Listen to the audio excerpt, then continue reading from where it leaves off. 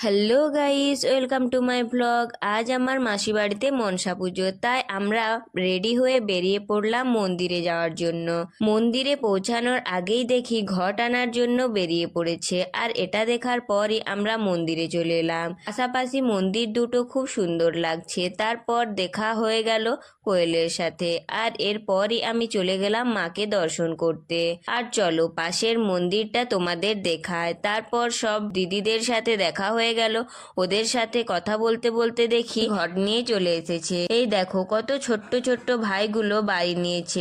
ওদেরকে দেখতে দেখতে দেখি একটা মেসোমশাইয়ের ভর এসেছে, আর দেখো ঢাকের তালে তালে সব দাদা ভাইরা ডান্স করছে। ওদের ডান্স দেখে আমরা বাড়ি চলে এলাম। বাড়ি এসে দেখি দিদি আর জিজুও চলে এসেছে, আর ওরা আমাদের জন্য নিয়ে এসেছে চকলেট। আমরা যতক্ষণ চকলেট খাই তোমরা ততক্ষণ ভিডিওটা লাইক করে দাও। বাই।